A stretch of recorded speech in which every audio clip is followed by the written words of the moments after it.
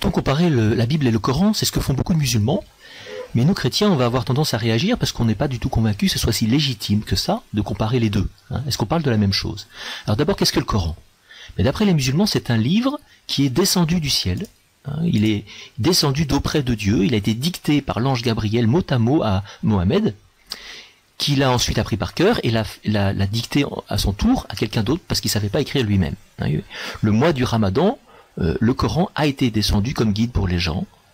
Il y a l'idée dans l'islam qu'il y a auprès de Dieu, non pas en Dieu, mais à l'extérieur de Dieu, auprès de Dieu, un livre éternel qui a été envoyé aux hommes plusieurs fois. En particulier à Moïse, ça a donné la Torah, Al-Tawrat, dans le Coran, et puis plus tard à Jésus, Issa, dans le Coran, qui a donné Al-Injil, l'évangile.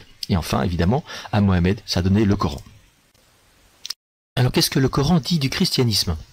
Parce que dans le Coran, il est question de Jésus en particulier, de Issa, qui est né d'une vierge, il est né de Marie, Mariam, qui, je vous mets dans ce verset, comment aurais-je un fils quand aucun homme ne m'a touché? Marie est vierge, mais c'est la puissance de Dieu qui est manifestée en Marie qui fait qu'elle peut avoir un enfant sans homme. Ce Jésus, aussi miraculeux soit-il, est malgré tout une créature, il est créé comme Adam de poussière. Il n'est pas plus qu'une créature. Alors on sait qu'il naît au pied d'un palmier de la Vierge Marie, et puis dès la naissance, on a ce verset qui nous dit qu'il va parler dès le berceau, et il va dire « Je suis vraiment le serviteur de Dieu, il m'a donné le livre et m'a désigné prophète ». Petit bébé qui parle miraculeusement dès son berceau.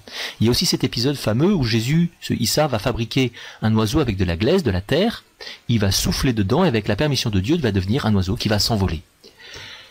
Dans le Coran, les chrétiens sont les plus disposés normalement à aimer les croyants, les plus proches des musulmans, et ils devraient logiquement reconnaître facilement le Coran comme véridique. Ce verset coranique dit qu'on devrait avoir les yeux qui débordent de larmes quand on entend le Coran. Alors, est-ce que c'est tout à fait vrai? Est-ce qu'effectivement, il y a une approche aussi positive que ça du christianisme dans le Coran, et est-ce que ça correspond à la réalité? Alors en fait, pas tout à fait, évidemment. Il y a l'idée dans l'islam que les chrétiens et les juifs aussi d'ailleurs ont trahi la révélation de Dieu. Dieu va envoyer un livre, d'abord la Torah, en hébreu ici à gauche, puis l'évangile, l'Injil, en grec ici à droite, mais nous avons déformé les Écritures, nous les avons falsifiées. Malheur à ceux qui de leurs propres mains composent un livre, puis le présentent comme venant de Dieu. Nous avons donc été infidèles à la prédication divine. C'est cela qui fait que dans l'évangile on retrouve, ce qui est scandaleux par excellence pour les musulmans, l'idée que Dieu a un fils. Dieu ne peut pas avoir de fils, il est absolument unique. C'est dit à de multiples reprises, c'est une chose abominable, nous lisons ça dans ce verset. Il y a donc explicitement un refus de l'incarnation dans l'islam, un refus de la Trinité, ne dites pas trois, cessez, Dieu n'est qu'unique, et puis même un refus de la crucifixion, de la mort et de la résurrection de Jésus. Ils ne l'ont ni crucifié ni tué, ce n'était qu'un faux semblant. Alors nous chrétiens, évidemment, nous allons vouloir répondre à cette manière dont le Coran présente le christianisme. On a vu cette histoire de Jésus qui parle dès son berceau. On a vu cette histoire aussi de Jésus qui fabrique un petit oiseau avec de la terre et en soufflant dedans qui s'envole. Alors ces histoires-là, on les connaît. Et elles ne sont pas absentes de la Bible, des évangiles, parce qu'on aurait trafiqué les évangiles, mais parce qu'elles sont issues de ce qu'on appelle, nous, les évangiles apocryphes. Ce sont des récits qui sont plus tardifs que les évangiles. Une sorte de légende, si vous voulez, légende dorée, qui a été rajoutée, une dévotion populaire, qui est très mignonne, qui est très sympathique, qui témoigne d'une sorte de confiance aveugle dans la toute-puissance de ce Jésus capable de faire tous les miracles les plus extraordinaires les uns que les autres, mais qui sont faux, qui sont inventés, ne serait-ce que pour une raison essentielle, c'est que nous croyons, nous chrétiens, que Dieu s'est fait homme en Jésus, mais il s'est fait homme. Il s'est pas fait surhomme, donc les miracles qu'il fait ne sont pas gratuits comme ça, ils sont juste touchants, mais qui sont pas légitimes. Alors je vous donne ici un exemple de l'évangile apocryphe selon Thomas, qui nous dit exactement ça. Ayant fait de la boue, il s'en servit pour façonner 12 oiseaux. Jésus frappant dans les mains, il dit aux oiseaux, allez, et ils s'envolèrent en poussant des cris. C'est la même idée, la même histoire. Alors ça c'est une chose encore, mais quelque chose peut-être de plus grave encore pour nous. Il y a une grosse question qu'on peut causer aux musulmans. Mais comment se fait-il que dans le Coran, qui est pour eux la parole de Dieu, Dieu présente le christianisme d'une certaine manière que ce serait une sorte de trithéisme. Nous croirions en trois dieux. C'est-à-dire que absolument aucun chrétien, vous m'entendez, aucun chrétien ne se reconnaîtra jamais dans cette description que le Coran fait du christianisme. Mais comment se fait-il que Dieu se trompe quand il désigne ce que nous sommes censés croire? Je vous mets ici un verset du Coran qui dit quoi? Que il y aurait Dieu et puis il y aurait deux autres divinités d'après les chrétiens, Jésus et sa mère. Voyez, donc la Trinité, ce serait Dieu, Jésus et Marie. Ben, on est à des années-lumière de ce que nous croyons, nous chrétiens.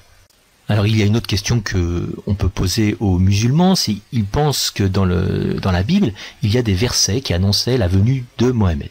En particulier 4 grands versets, 2 du Deutéronome, que je vous mets ici. Dieu suscitera parmi tes frères un prophète comme moi que vous écouterez. Voilà, un prophète à venir semblable à toi. Semblable à toi, c'est-à-dire à Moïse.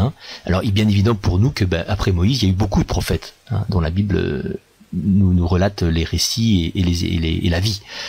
Donc, pour nous, une aberration complète, pour les juifs comme pour les chrétiens, de penser que Mohammed correspondrait à cette annonce-là. Et c'est encore pire, à la limite, avec l'évangile selon saint Jean, le paraclet, l'esprit de vérité qui viendrait du Père serait Mohammed. Pour nous, c'est absurde, c'est totalement absurde, puisque l'Esprit Saint correspond au don que Dieu fait le jour de la fête de la Pentecôte. Voilà, il y a une logique interne de la tradition judéo-chrétienne qui échappe totalement aux musulmans. Et vouloir plaquer l'idée de Mohammed là-dessus, pour nous, n'a absolument aucun sens. On pourrait rajouter à ça que, poser cette question aux musulmans, mais il faudrait peut-être aussi savoir si d'un côté, la Bible est un écrit qui a été trafiqué, comment est-ce qu'il peut malgré tout dire la vérité en annonçant la venue de Mohammed? À un moment, il va falloir choisir. Dans tous les cas, il y a une évidence qui s'imposera à nous chrétiens. Le christianisme dont il est question dans le Coran n'est pas pour nous le véritable christianisme tel que tous les chrétiens le comprennent. Assez logiquement, beaucoup de musulmans ont une confiance absolue dans le Coran puisque c'est la parole de Dieu qui ne peut pas se tromper. Et c'est ce qui conduit un bon nombre d'entre eux à rechercher des preuves de la valeur du Coran, et en particulier dans la science. Alors on voit surgir beaucoup de livres aujourd'hui, comme celui que je vous mets ici, pour donner un certain nombre d'exemples de ces preuves, voilà, dans la science en particulier. Vous avez aussi des conférences à n'en plus finir, on trouve des vidéos sur internet. Voici ici un exemple de cet homme qui fait ce genre de conférence, et une illustration concrète, voilà, l'embryon humain qui serait de la forme d'une sangsue, ainsi que le Coran nous permettait de le savoir avant qu'on puisse le vérifier. Alors nous chrétiens, nous pouvons aussi regarder ce que sont ces preuves du Coran, ces certitudes, puisqu'elles parlent du christianisme. On voudrait essayer de comprendre, nous aussi, est-ce que ça paraît juste? Alors on va regarder les miracles du Coran, les miracles scientifiques. Alors par exemple, celui-là, il y aurait 7 cieux annoncés dans le Coran. 7 cieux, formés les uns au-dessus des autres, voilà, par Dieu, ce qui annoncerait pour beaucoup aujourd'hui, les 7 couches de l'atmosphère que les scientifiques ne connaissaient pas à l'époque de Mohammed. Bon. Alors nous chrétiens ne sommes pas du tout sensibles à cette idée de preuves scientifiques du Coran. D'abord on n'y croit pas, c'est pas du tout notre conception de l'écriture pour la Bible. En plus pour le Coran lui-même, si on regarde, le Coran nous dit que, dans ce verset que je vous mets, que dans le ciel le plus proche, il y aurait les étoiles. Voilà, ça voudrait dire que les étoiles sont dans l'atmosphère, ce qui est évidemment absolument faux. Donc les musulmans se défendront probablement pour essayer de défendre cette thèse, mais ça ne correspond pas du tout à notre notion de l'écriture. En tout cas, ça peut pas être un élément de comparaison avec la Bible, qui n'est vraiment pas pour nous un livre scientifique. Alors fort heureusement, tous les musulmans n'adhèrent pas à cette thèse des soi-disant preuves scientifiques miraculeuses du Coran. Et je vous donne ici un exemple d'un scientifique musulman, un vrai scientifique, il est astrophysicien, il s'appelle Nidal Gessoum, et qui lui non plus n'est pas du tout d'accord avec cette idée des preuves scientifiques du Coran. Donc c'est pas non plus un absolu dans l'islam. Il n'y a aucun exemple solide que pourraient nous présenter les défenseurs de cette théorie, entre guillemets, de l'Ijaz, cette miraculosité scientifique du Coran.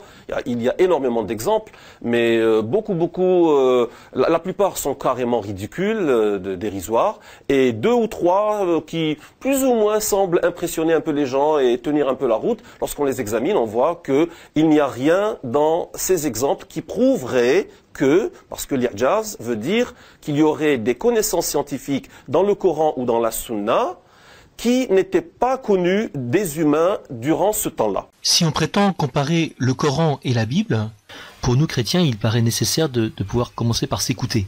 Et la grosse question qu'on peut poser aux musulmans, c'est est-ce qu'ils vont être capables d'écouter ce que nous on dit? Parce que tous ceux qui ont un petit peu l'expérience de dialogue sur ces questions avec des musulmans quand ils sont chrétiens, ils vont se rendre compte assez vite que c'est en général à peu près impossible de parler. On peut vraiment poser la question aux musulmans, mais est-ce que tu vas être capable d'écouter ce que je dis? Parce que comme le Coran prétend comprendre et dire ce que nous croyons, ils ont un mal fou à écouter ce que nous disons que nous croyons. Pas seulement ce que eux pensent que nous croyons, mais ce que nous disons que nous croyons. Alors on pose cette question, est-ce que vous êtes capable de nous écouter, d'entendre ce que nous disons vraiment, ou bien est-ce que vous allez simplement vous boucher les oreilles, ne pas écouter, parce que vous êtes tellement sûr de ce que nous sommes? Ouais. La grande critique qu'on peut faire aux musulmans dans ces cas-là, c'est mais en fait ce que vous faites, c'est quoi? À partir de votre propre univers religieux, à partir de votre pensée, vous projetez sur nous ce que vous pensez que nous croyons. Alors que l'attitude légitime, juste, c'est évidemment d'écouter ce que l'autre dit avant de plaquer un jugement sur lui. Alors, beaucoup de musulmans nous disent qu'ils sont plus tolérants que nous parce qu'ils acceptent Jésus comme prophète alors que nous n'acceptons pas Mohamed comme prophète. Alors, d'abord, on n'est pas forcément d'accord pour dire que Jésus est un prophète, ne serait-ce que ça, mais en plus, on peut dire aux musulmans, mais nous faisons l'effort, et depuis bien longtemps, de comprendre ce que vous croyez, d'essayer de comprendre ce que vous croyez à partir de ce que vous dites et non pas à partir de ce que nous pensons. Vous avez ici un logo du Pisaï, qui est l'institut pontifical à Rome, du pape, d'islamologie. On a vraiment une discipline pour essayer de comprendre ce que les musulmans pensent d'eux-mêmes. Alors pourquoi est-ce que les musulmans, eux, ne font pas cet effort?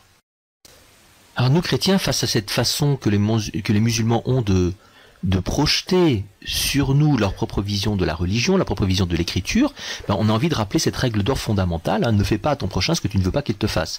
Et pour l'illustrer, on pourrait dire aux musulmans, on peut faire la même chose. Non seulement vous projetez quelque chose sur nous qui vient de votre propre perception, mais nous aussi on peut faire la même chose, on peut projeter sur vous notre propre vision des choses, notre vision chrétienne, notre vision occidentale. Alors par exemple, on a une première chose qu'on pourrait souligner, c'est que on sait que dans le Coran, il y a des versets qui se contredisent. Vous voyez, des versets on a l'impression que Dieu change d'avis. Ce qui est particulièrement bizarre quand on sait que le Coran est censé être une parole éternelle qui vient d'auprès de Dieu. Qu'est-ce que ça veut dire? Dieu change d'avis alors que c'est une parole éternelle. Alors peut-être qu'il y a une source de l'abrogation dans l'islam qui est sûrement complexe. Enfin, de l'extérieur, reconnaissez que c'est quand même assez curieux. Mais il y a quelque chose qu'on pourrait considérer comme encore plus inquiétant de l'extérieur. On sait que le Coran, d'après la tradition musulmane, aurait été récité à Mohammed pendant une période d'à peu près une vingtaine d'années, en deux lieux différents, d'abord à la Mecque, puis à Médine. Quand il est à la Mecque, il est en position de faiblesse, et à Médine, il est en position de force. On peut faire un travail, toujours d'un point de vue extérieur, en dehors de la tradition musulmane, pour montrer que il y a des sourates de tons différents entre la période mécoise et la période médinoise, une sorte de durcissement qui semble apparaître quand Mohammed est en position de force à Médine. Et je vous mets ici une sourate médinoise où il est question de tuer les associateurs. Alors, tuer les associateurs, quand on sait que les chrétiens sont tout de même manifestement identifiés à des associateurs au long du Coran, un certain nombre de reprises en tout cas, on peut se poser des grosses questions sur la manière dont l'islam considère les non-musulmans et en particulier les chrétiens. Ça peut nous faire un peu peur. Est-ce que l'islam est une religion tolérante? Beaucoup de musulmans occidentaux semblent nous prouver que l'islam peut être une religion tolérante. Mais est-ce que c'est le cas dans le monde entier? Est-ce que c'est le cas de l'Arabie Saoudite? Est-ce que c'est le cas du Pakistan? Enfin, d'un certain nombre de pays où l'islam est majoritaire. C'est pas évident du tout. Et donc de l'extérieur, on voit bien qu'on peut calquer une image, plaquer une image extérieure de l'islam qui est pas du tout à l'honneur de l'islam. Alors les musulmans occidentaux refuseront évidemment cela. Peut-être pas tous d'ailleurs, peut-être qu'il y en a quelques-uns qui seront en accord avec cette idée un peu radicale de l'islam, qui cache son jeu avant de pouvoir se révéler. Voilà. C'est une vraie question que l'on peut poser à l'islam de l'extérieur. Oui.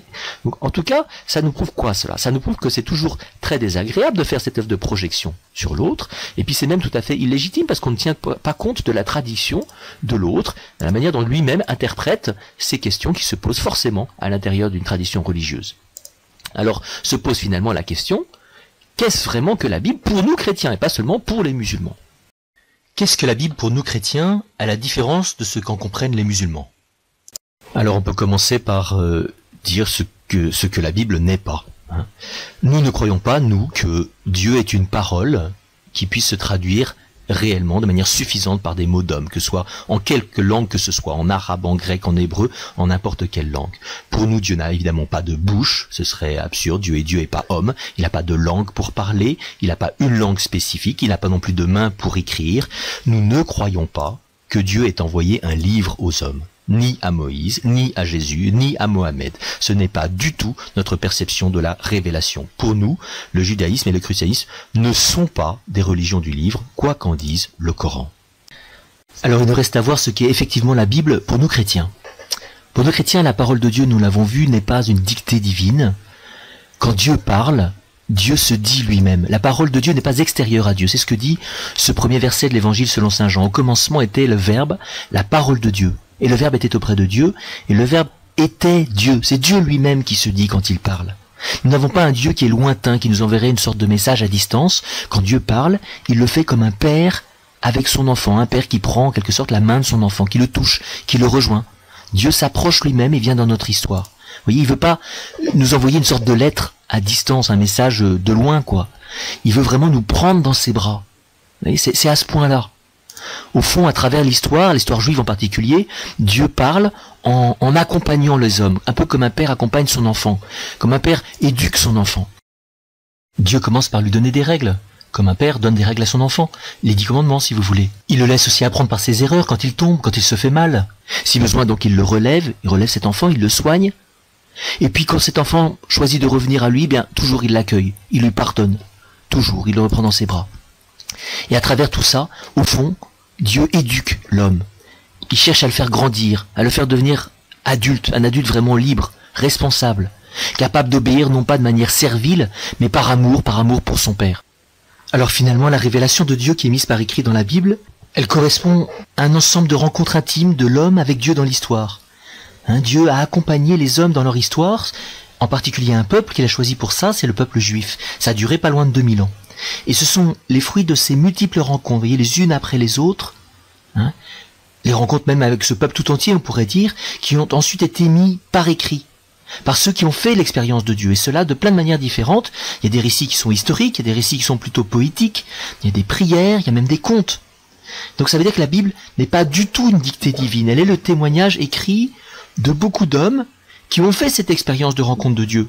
Une rencontre toujours personnelle, qu'aucun mot ne suffira jamais à dire, mais dont les mots sont tout de même le témoignage authentique.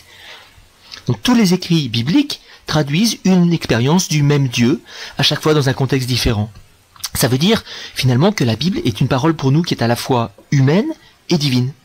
Et c'est la raison pour laquelle la Bible est accessible à tous les hommes de toutes les cultures de tous les temps, puisqu'il est d'abord question d'expérience et non pas de langue particulière. Contrairement à l'idée que les musulmans se font du Coran, la Bible n'est pas une parole éternelle qui tombe du ciel. Elle est le fruit de cette rencontre entre Dieu et les hommes à travers leur histoire, si bien qu'on peut identifier une progression dans la Bible, une progression dans l'écriture. On peut dire que les hommes progressent dans leur éducation, Dieu les éduque et ils progressent. Pour illustrer cela, on peut prendre un exemple très fameux, qui est celui d'Abraham, à qui Dieu demande de sacrifier son fils Isaac. Prends ton fils, tu l'offriras en holocauste sur une montagne que je t'indiquerai. Au moment où Abraham va offrir son fils en sacrifice, l'ange du Seigneur l'arrête, l'appelle du ciel, n'étend pas la main contre l'enfant, ne lui fait aucun mal. Qu'est-ce qu'il faut comprendre? Il faut comprendre qu'à l'époque d'Abraham, l'idée de sacrifier son enfant, un sacrifice humain, était relativement courante. Dieu veut faire comprendre aux hommes à travers Abraham que ce sacrifice humain, il n'en veut pas. Et Dieu détourne l'homme de ce sacrifice humain. Il le détourne vers un autre sacrifice, un sacrifice d'animal. Abraham lève les yeux et voit un bélier. Et il prendra cet bélier et il l'offrira en holocauste à la place de son fils. Dieu va donc détourner les hommes de ce sacrifice dont il ne veut pas. Il ne veut pas d'offrande humaine. Alors il demande aux hommes d'offrir des sacrifices d'animaux. Et ça va durer un certain nombre de siècles, jusqu'à ce que l'homme soit capable de comprendre qu'en fait, ces sacrifices d'animaux, Dieu n'en veut pas non plus. Tous les gibiers des forêts m'appartiennent, dit Dieu. Si j'avais faim, irais-je te le dire. Vais-je manger la chair des taureaux, boire le sang des béliers? Je n'ai pas faim, ce serait ridicule, évidemment. Mais il va falloir du temps pour que l'homme comprenne cela. Pour que l'homme comprenne qu'en fait, ce que Dieu veut, c'est un sacrifice d'action de grâce, un sacrifice du cœur, une offrande d'amour en réponse à l'amour que Dieu lui donne. Il faudra des siècles. L'homme a besoin d'étapes pour progresser, pour comprendre ce que Dieu veut vraiment de lui. Cela étant dit, puisque la Bible n'est pas une dictée littérale de Dieu, une sorte de livre descendu du ciel directement, se pose la question de savoir comment est-ce qu'il faut la lire. Bien, il faudrait la lire un peu comme une fiancée qui ouvrirait la lettre de son fiancé, qui lui envoie une lettre d'amour. Derrière les mots, elle cherche évidemment un cœur qui aime, une rencontre, une expérience. Vous voyez, tous ceux qui liraient la Bible sans ce désir de rencontrer Dieu passeraient à côté. Les mots qui ont été mis par écrit traduisent une expérience d'amour et nous permettent normalement de remonter nous aussi à une expérience comparable du même Dieu, pour que nous soyons nous aussi remplis de cet amour de Dieu qui nous conduit à la paix et à la joie. Toujours dans le cadre d'une éventuelle comparaison entre le Coran et la Bible, il faut que nous ajoutions, nous chrétiens, que pour nous, la révélation est achevée, elle est terminée. Avec la Bible, nous n'attendons plus aucune révélation supplémentaire. Toutes ces expériences de rencontre de Dieu que les hommes ont mises par écrit dans la Bible ont trouvé leur achèvement, leur point culminant en Jésus. Ceux qui l'ont connu ont fait l'expérience qu'il n'était pas seulement un prophète, c'est-à-dire quelqu'un d'étonnamment inspiré par Dieu, mais beaucoup plus encore. L'affirmation de foi chrétienne, c'est une folie, c'est une folie que nous assumons. Il est non seulement un homme, mais il est aussi Dieu. Et c'est dit explicitement dans l'évangile, quoi qu'en disent les musulmans. Dieu se soucie tellement de nous qu'il fait cette folie de venir au cœur même de notre humanité. Il faudra que je revienne sur les conditions de possibilité de cet événement absolument unique dans toute l'histoire de l'humanité dans une autre vidéo parce qu'elles échappent totalement à la pensée musulmane. Mais on peut déjà dire ici que cette venue de Dieu en personne est cohérente avec toute la logique de la Bible, puisque nous croyons que déjà à travers les prophètes, c'est Dieu lui-même qui cherche à se révéler. C'est Dieu lui-même qui parle, c'est Dieu lui-même qui s'implique. Et finalement, avec Jésus-Christ, Dieu se révèle absolument, totalement, définitivement. Et il le fait non pas en nous donnant un livre, mais en nous donnant quelqu'un, non seulement à écouter, mais aussi à contempler. Un mystère qu'on pourra creuser sans jamais prétendre en avoir fait le tour. Et derrière le mystère de l'homme Jésus se cache un mystère plus grand encore, c'est le mystère de Dieu. Alors, c'est fou? Eh bien oui. Et ça, c'est la folie de l'amour de Dieu pour les hommes. Avec Jésus, Dieu s'est manifesté en personne. Il n'y a donc évidemment plus besoin d'envoyer de prophète. Dieu nous a tout dit en son Fils. D'ailleurs, d'un point de vue chrétien, si Jésus n'était pas le Fils de Dieu, au sens fort du terme, aucune prophétie n'aurait jamais suffi à dire Dieu. Vous voyez, il aurait d'une certaine manière fallu qu'il y ait, tout au long de l'histoire, des prophètes. La révélation serait jamais achevée, tout au long de l'histoire, jusqu'à la fin des temps. Et chacun aurait pu dire et dû dire à sa manière sa propre expérience de Dieu. Les évangiles ne sont donc pas plus une parole dictée que le reste de la Bible, elles sont l'expérience de la rencontre des hommes avec Jésus-Christ. On en a 4 témoignages. 4 témoignages qui sont retranscrits dans les 4 évangiles, et je vous mets ici un des 4 évangiles, un manuscrit très ancien de l'évangile selon saint Jean. Et ces 4 témoignages des évangiles nous sont proposés pour que nous puissions faire nous aussi l'expérience de ce Jésus, qui est à jamais vivant. Et ceux qui font cette expérience sont les chrétiens, qui reçoivent à leur tour la mission d'être des prophètes de Jésus dans le monde d'aujourd'hui, des prophètes de ce Dieu qui s'est révélé comme fou d'amour pour nous.